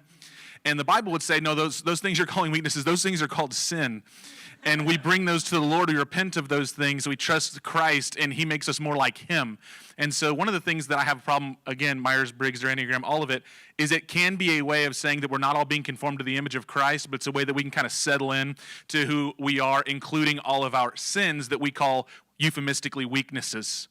And that to me, could, if it goes to the nth degree, be demonic because it's ultimately keeping you from Christ. See, I'm a Capricorn, so I can't be like that. And it's like it sounds as ridiculous as saying, like, I'm a type 4. I can't do that. You know? Well, I actually am a type 4 Enneagram, so thank you for pointing that out. We're the unique ones. And the ENFP Everyone thinks they're from unique, Myers-Briggs, Jason. just kind of say. But to the point, though, is I think also asking the question of, we're saying, does it have demonic roots? But, okay, let's pause for a second. What are you trying to actually say? Do you think a demon came out of hell and came up and wrote an Enneagram on the ground? Which I think there might be some people asking that. And my question then is are we actually just taking the fact that people took full customs and just said, hey, you know what? There's a lot of people who act like the same type of person. Let's understand what that is, discuss it, and then that way, if you're able to say, hey, I am that kind of a person, then you're able to more clearly identify, I do have this sin nature that I need to look at more clearly, because I think, honestly, we are not honest with ourselves. We don't look in the mirror. We're not very clear about the fact that I struggle with this particular thing. And sometimes tests like that, which I'm not sure actually were demonic per se, I think it's more of I'm just having something point the mirror back at me, and I can actually see myself and be honest about what I need to change. Oh, I have to say something here. Because Jason clearly has not listened to all of our podcast episodes, which is so rude. But we did a podcast a few years ago with Marcia Montenegro and Don Vano, where we have video footage of the writer of the Enneatypes talking about how he channeled a demon. It's pretty demonic. So when you say a demon didn't crawl out of hell, I'm like, maybe he stayed there, but he got the message through. So Sarah, check out the podcast. Yeah. how would you handle like other texts that are pagan and do like worship demons or other? What do you mean other deities? texts? What do you mean? I mean, like, how do you interpret like mythologies and Babylonian? I mean, mythologies are fun to read, but I don't think that I would But you don't use them think to that has- like shape my life, which is what people do with the Enneagram. Right. I think Right. the distinction there is not necessarily the fruits of demonic, it's that we're trying to use something to shape our life, right? I might make the case for both, but I'm not on the panel, so I will. I'm done now entering in. I'm being neutral again. Well, I think that, okay, so I agree that you can find commonality, find common ground in those things. But what I have seen happen is that people will say things like, well, I'm not really a one, so maybe you serve in the children's ministry, you're a two. I'm a one, I'm a truth teller, so what I do is I serve in the prayer team and I tell people about their sin. Why are women always? Why are women always twos? I'm a 7. So I think that there's, for me, and maybe this is too biblicist, if you look at the New Testament, the scriptures that are given to us speak to us as in our commonality that we find is in Christ and in our humanity. So we're fallen, and then our commonality as Christians is in Christ, filled with the Spirit, repenting of our sins, where our fallen nature, our base desires. It's okay to say, okay, I might have this proclivity, and maybe these tests can do something of that nature. In my experience, what I have found is that they more so get used to pigeonhole you into numbers, like a number system, and that commonality is more so used to leverage us against our call to sanctification and trust in God, and maybe more to a little selfishness. Yeah, I've seen it used negatively, and not overtly. I don't think people do it and say, "This is what I'm doing." Sure. I think that it's much easier just to naturally happen. If you say, "Oh, this totally makes sense," it's almost like it's an awakening. I've always thought this was who I was. Yeah. I'm an ENTJ now, or I'm a this. That's what I really am. And so now all these things that you've been really working hard to work against your base desires, you're like, I don't have to do that anymore because that's not who I am. It's like, no, who you are is in Christ, and you still have to pursue sacrificial service. Amen. All right, I am going to move us on, but one poor soul was like, "What is an Enneagram?" So it's a personality test. You can Google it later, but don't do it. Just be you. Okay. Or go listen to our 2-part podcast on it, and then come back to me. Okay, another sort of non-Christmas, but should we appropriate things in culture question just says, Dia de los Muertos. So I was going to bring this up myself. That's one of the ones that I would say no. Okay, say real quickly what it is. So Dia de los Muertos is a Spanish-speaking holiday. It's the Day of the Dead. People leave ofrendas or offerings on the graves of their family members that have passed away, hang out in the cemetery, right? Could be harmless, but it's communication with the dead. And the technical term for communication with the dead is necromancy. And necromancy is specifically forbidden in Scripture. Yeah, so that is something that I would say no. Like the boundary between life and death, communication past that. We see this in Scripture, right? That Saul goes to the witch of Endor because he wants to talk to Samuel and ask advice. And Samuel actually shows up and says, "What the heck are you doing? You know better than this." So, yeah, Dia de los Muertos is one of the scary ones to me that I would stay away from. That's me. You mentioned something interesting back in our October one, how nowadays in America, Halloween just means like dressing up like Spider-Man, right, and getting candy. But you were saying like when you were in Scotland, the churches there really didn't do it, and you asked them why, and they were like, they got real witches up in the mountains, right? And it's like, that's why we don't do it. That's a And- great accent, by the way. Ken only wanted to bring that up so he could use his accent. But like, my question to you would be like, what if Dia de los Muertos doesn't really have all that much in common with like the real dark Santeria like practices in some parts of Hispanic culture? Some of it does, but like in the parts of the culture where it's just honoring the dead, right? And you're not trying to commune with them. What about when it turns into Halloween, right? Yeah, I mean, none of these have like thick, solid lines around them, right? This is all blurry spectrum stuff. And the Bible gives us permission to judge by our consciences what is appropriate for us in some of these cases. So part of it is not just what am I comfortable with, but what witness am I giving in the rest of my culture? And for instance, this is the reason why there is not a church in Scotland that I know of. Paul, can you know of any church in Scotland that does Halloween stuff? No, because it's right. Like this has been reclaimed. Halloween, by the way, also a Christian holiday, has been reclaimed in that culture by darkness and devil worship.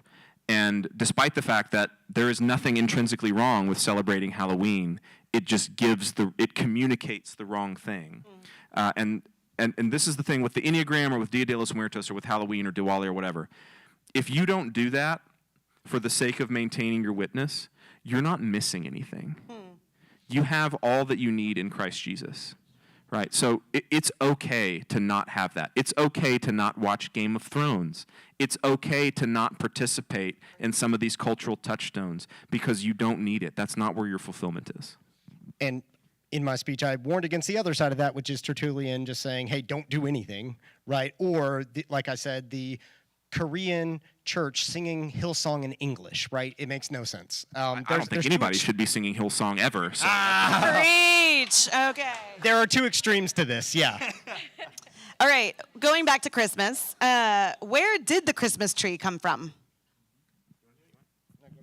Well, I mean, that was the Paradise Festival, if I remember correctly, is on December 24th, was celebrating or acknowledging that Adam and Eve had been there and had, eaten of the fruit of the garden. But then December 25th is acknowledging the new Adam, is acknowledging that, well, wait a minute, but Jesus is born and is redeeming us and saving us. The thing is though, that you've got a tree that's there and people just kind of like kept it and they like utilized and decorated it. So it's like, it wasn't really connected to something that was like a Druid type of a practice. It was just kind of a part of a festival, like celebration, and then it just, hey, that's nice, we could keep it. So unless I mean, y'all did a lot more research into it than I did, but I've never heard of this. Oh, okay. I'm not saying that's wrong. I'm saying I have never heard of any such festival.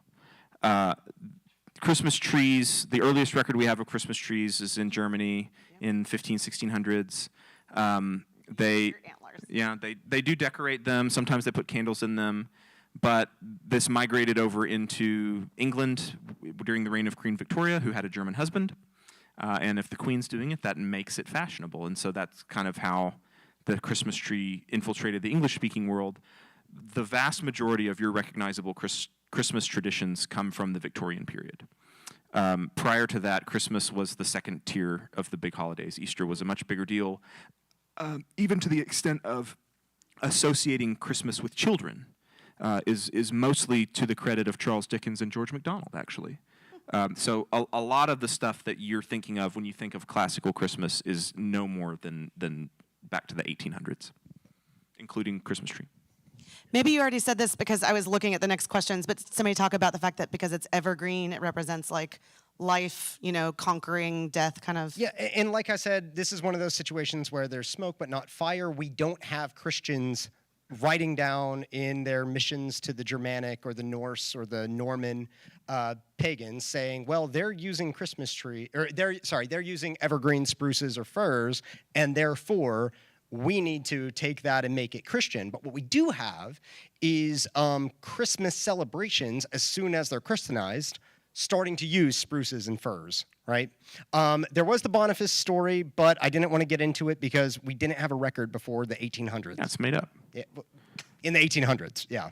Again, I see no evidence for Christians adopting evil spirit warding activities or talismans or any of this sort of thing related to any sort of evergreen or greenery of any kind.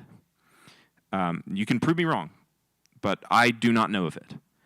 The stuff about holly and ivy and fertility, it's all made up. Nobody thought this that I know of. And Christmas wreaths, right? It's a circle and it's a green. And yes, so Christmas wreaths were invented by Lutherans in the 1600s for the Advent wreath. Like if you go up to the front of my Presbyterian church, there's one there right now. That's where it came from. It's Christian culture. But again, my second point, people have always been people. If you're in the middle of snow-covered Norway or northern Germany or whatever, it looks pretty. It's a bright green tree. Holly has these pretty red berries on it, right? It is the medieval version of Instagram. Like it's a trend. It looks nice. You're going to decorate with things that are pretty. That it doesn't have to have anything more than that. Okay. This person says, where does that weird line, there'll be scary ghost stories and tales of the glories of Christmas, where does that come from? Scary ghost stories? What's that about? Because back in the Victorian period and prior to this, Christmas was much more similar to Halloween. It was a liminal time in which the boundary between the living and the dead, you're more conscious of these things. So look at all of Charles Dickens' stories. Look at A Christmas Carol. That's a scary ghost story in a sense. He wrote a lot of Christmas ghost stories. That's the trend. We don't do that anymore, partially because, thanks to the Victorians, we've shifted Christmas into a much more wholesome, child, innocent direction. But yeah, you used to tell ghost stories at Christmas. This person says, this is a little bit long, but I will accept it because I like the question. Okay. What if the smoking gun for December 25th is the conception of John the Baptist? Luke's gospel tells us that John was conceived 6 months prior to Jesus. According to extra-biblical rabbinical sources, Zacharias would have returned from the temple in late September or early October, Elizabeth conceiving soon after. 6 months later, Mary conceived in March or April. Add 9 months for pregnancy, and you get late December or early January, accounting for both Christmas dates, East and West. So the answer is the Bible doesn't say, right? And what doesn't it say? It doesn't say what Jewish festival that Zach was preparing the temple for. Zach! You guys are on that kind of name basis? Yeah. He calls you K-Dog? Yeah. Okay. So was it Sukkot, the festival of booths? Was it Yom Kippur? Was it maybe, we don't know, the Bible doesn't say, right? There may be extra biblical sources that happen much later, but like the Boniface Christmas tree, they might just be legends. Well, and with all this is also like the idea that we were focusing on the birth of Jesus. There are a lot of different parts of the story, like all sorts of parts of it, the conception, the leading up to a portion, not only the birth, but then later on, whenever the wise men are coming along later on to celebrate. Picking one specific date is just, it's interesting, especially because it was the death and resurrection that really stood out as the marker of the specific date. So like with a lot of this is that, I mean, it's not really that it's important on the date. I think Austin's point was really picking the date had a legitimate reason that was a Christian-based one, and that's totally fair. It's just, I think that we're kind of getting to the, yeah, but what is it about what we've done with it that is really more, is it really strictly Christian or more folk religion? Okay, I think this is a great question to say, something I've been wanting to say since the beginning, which is I'm a Protestant. I don't know how many are Protestants here, but I think Protestants, we have there's a part of this that is our looking back at Catholic history with a strong critique we've always had, and therefore we have a really strong critique eyes about anytime someone says anything about, well, Pope so-and-so did this, you're like, oh, I bet he did. He brought the demons in, didn't he? Just like the indulgences, and that's how we feel. I also think that this is more of our modern moment where we are right now. We're very critical of history, our ancestors, Christian ancestors, our ancestors in our own country, and so we look back and say we typically think, I hate to say this, we think the worst of them in many ways. And actually, when you read what we do have for the Christians of the early 1st, 2nd, 3rd century, these were people that were actually searching diligently in the scriptures to try to answer these questions. They actually were, like, I'm familiar with whoever wrote that question, some of these things that were trying to be figured out, and they cared about it. And I don't think that they cared about it because they wanted to worship demons. I think they cared about it because they wanted to worship Christ. And you have to understand that Ken mentioned this, as Rome becomes a Christian nation, it was a huge deal. But that was the first of many Christian nations as Christianity expands. And so, to Austin's point, when you come to a culture and you come to a place and that place is converted, there will be a culture in that country. There will be customs, there will be new folklore, and the questions that were being asked from these people that came and converted, and now what should we then do? The same questions that were asked in Acts chapter number 2 are being asked there. What should we do? Same things that Constantine would ask. Now that I'm a Christian, how should I be a Christian emperor? And so a lot of these customs, they come from Christian people trying to do Christian things and trying to have Christian customs, and I would say we should celebrate Christmas because we look back and say, oh, well, they had Saturnalia and they had all of these things, and we have Christmas, and it's just Saturnalia. Or perhaps it's Christian cultures trying to create Christian customs and using the scriptures and trying to go back in the scriptures, and where it's silent, they're doing their very best to try to figure out, well, when was Jesus born? And you've already done a great job with that. But I think we should be a little bit more sympathetic to our Christian ancestors and say, hey, maybe they weren't all just really willing to be syncretists. Okay, I'm going to try to squeeze as many questions in as I can. So this one is going to be rapid fire. I just want a yes or no from everybody up there. Boom, boom, boom, down the line. You did this to me when I was on the panel last Christmas. So I was on the panel and he was one of the moderators and he just was like, yes or no, bad or good? Anyway. So is praying to the dead saints necromancy? Yes. Yes. Yeah. Do I have to? You have to answer. You could say it's complicated. We'll do it like Facebook but it's relationship status if you want. Wait, what was your answer? Yes, but it's complicated. But it's what? Complicated. Okay. Wow. It was just so, I don't know, emphatic over here. And then, okay. Next question. This is funny to me that these two things are together in the question. Why are so many American Christians obsessed with taking back Christmas or putting the 10 Commandments in every classroom? I don't link those two things, but this person did. So why are so many American Christians obsessed with taking back Christmas or putting the 10 Commandments in every classroom? I think in the same way that you find it like okay when pagan cultures become secular, right, and just folklore, we've got a lot of Christian Christmas traditions that have now become secularized, right? St. Nicholas is now Santa Claus, right? Let's put Christ back in Christmas.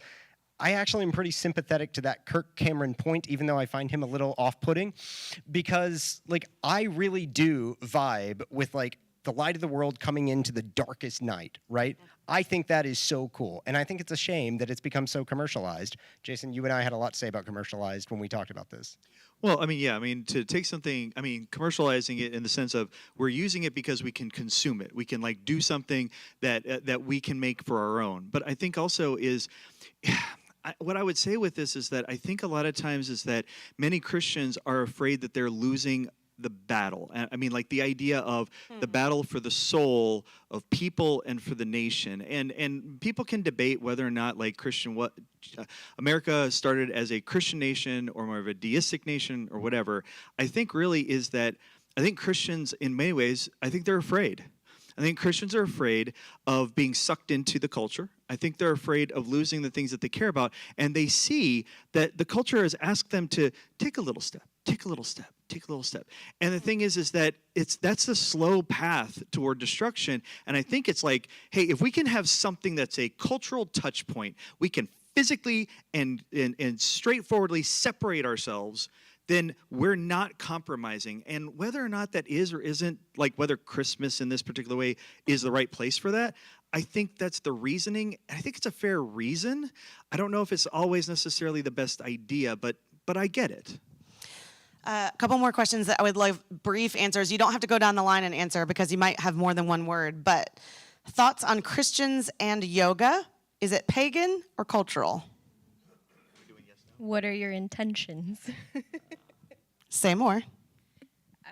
Are you meditating to achieve nirvana, or are you really focusing on, working out a different muscle group? How do you go into it? That's pretty much what I would say.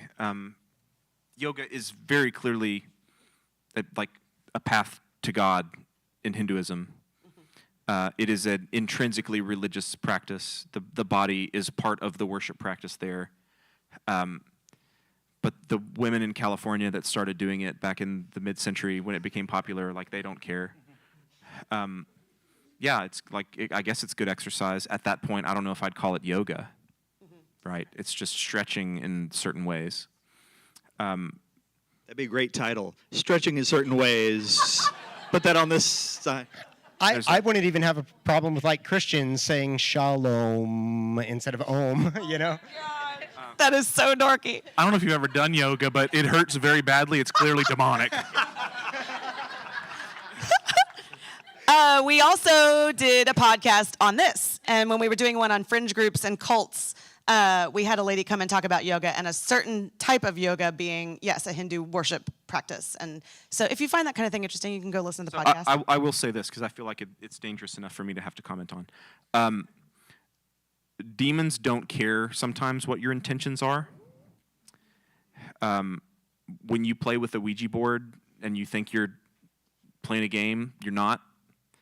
So any sort of language that you want to use with the intention of inviting some external force into you to use you or move through your body or emptying your mind in order for some other force or spirit to come in, That's bad. Don't do that, please.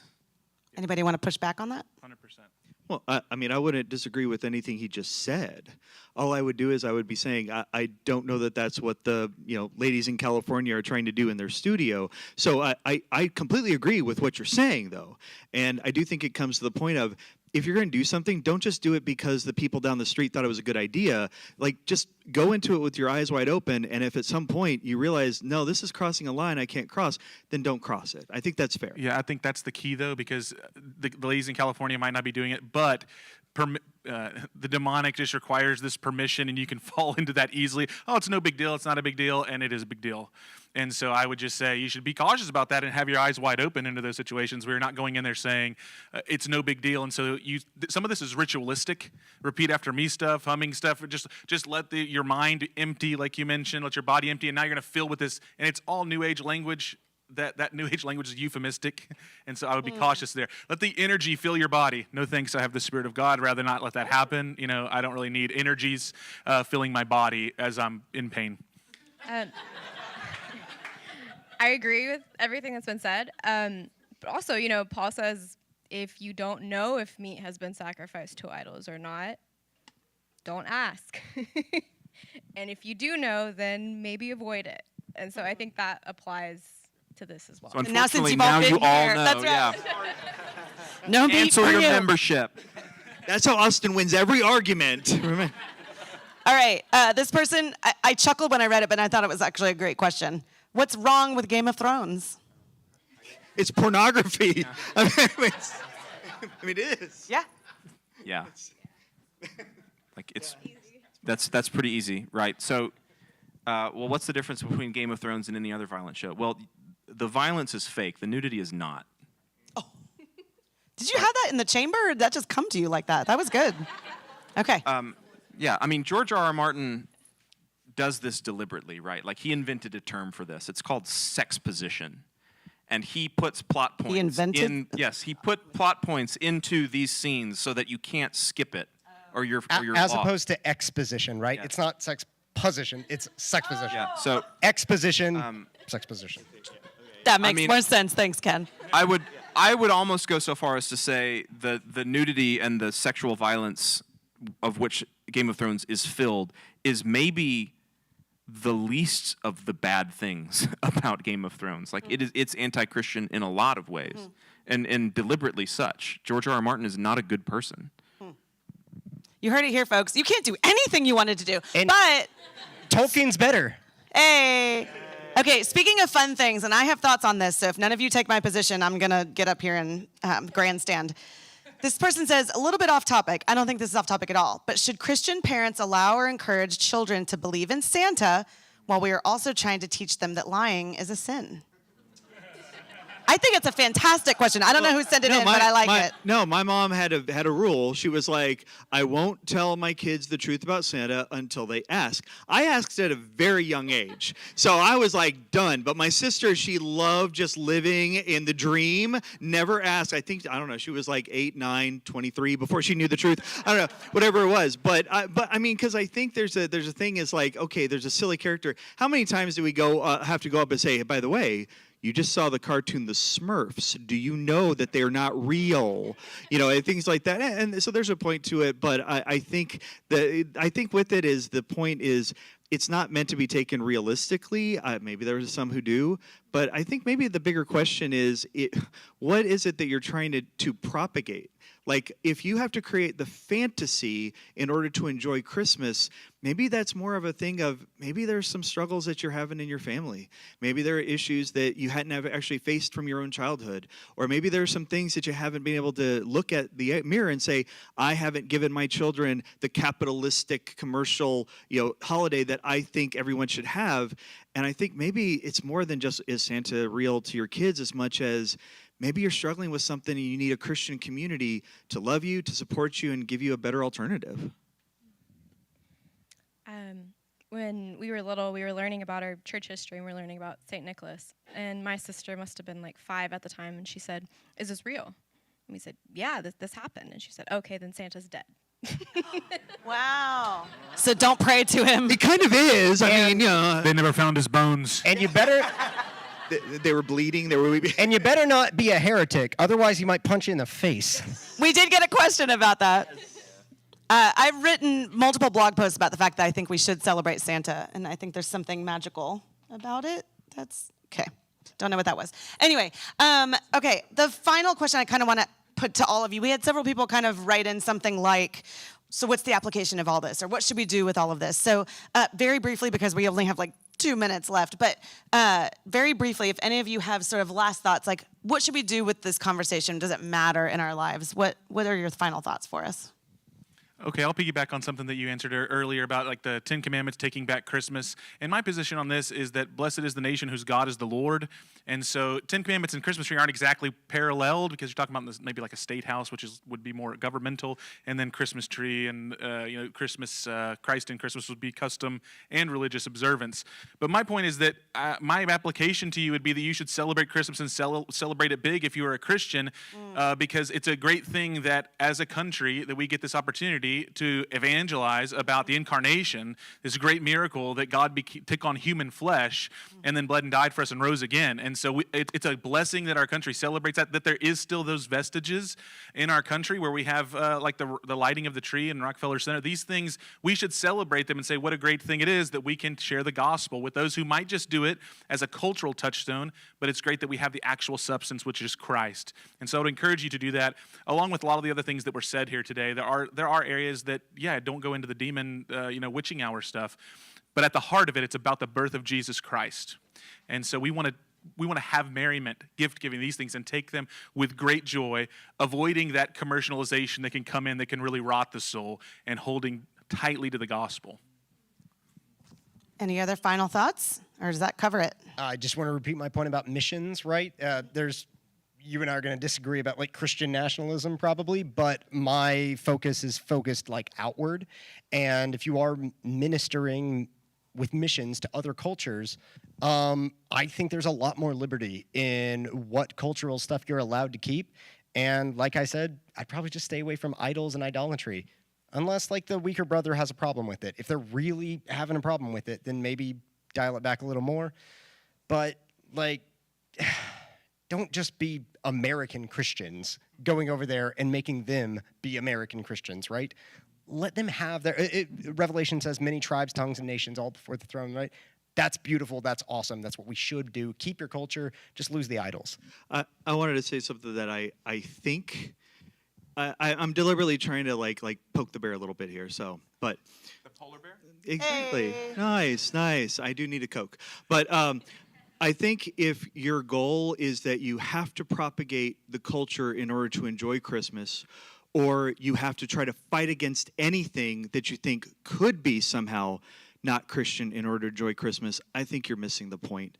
I think there's too much about this where we need to ask good questions and we need to be open with our eyes wide open.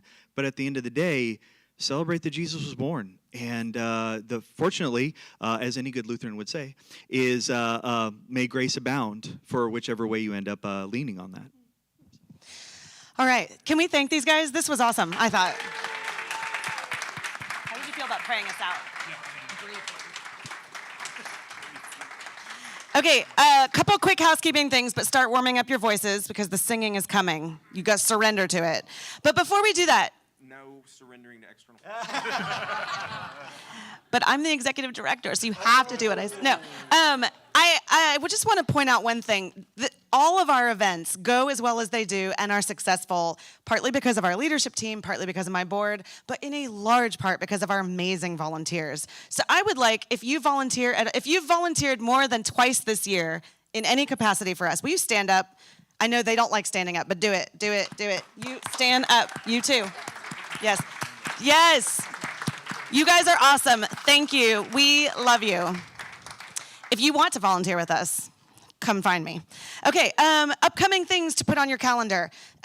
January 13th is what I was telling you about. Protestantism, Roman Catholicism, and Eastern Orthodoxy walk into a bar, and that's Theology by the Pint, baby. February 10th, we're going to be talking about just that tiny little topic of who is Israel. That's going to be dicey. March 10th, we're going to be up in Kingwood, and we're going to be talking about should America be a Christian nation? So we're going theological, we're going political. It's going to be a lot of fun. Last thing I'll say before we pray and sing is this.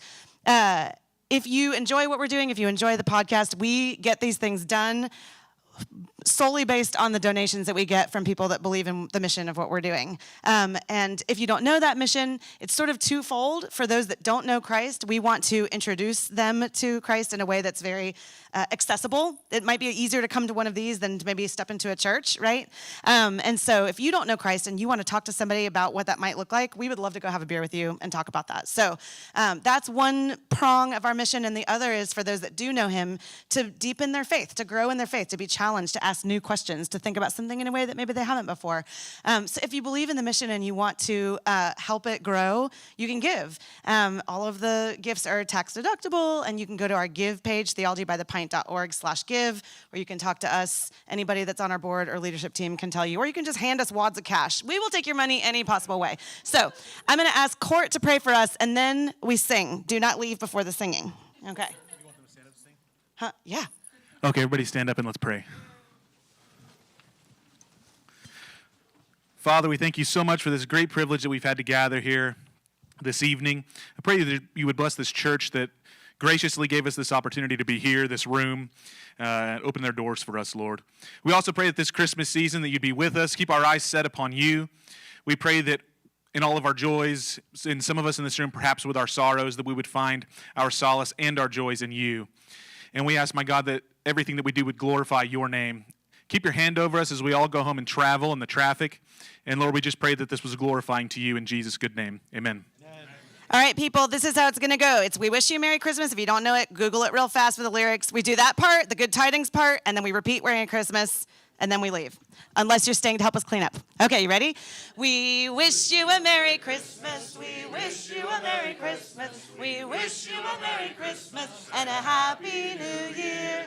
Good tidings we bring to you and your kin. Good tidings for Christmas and a Happy New... With gusto! We wish you a Merry Christmas. We wish you a Merry Christmas. We wish you a Merry Christmas and a Happy New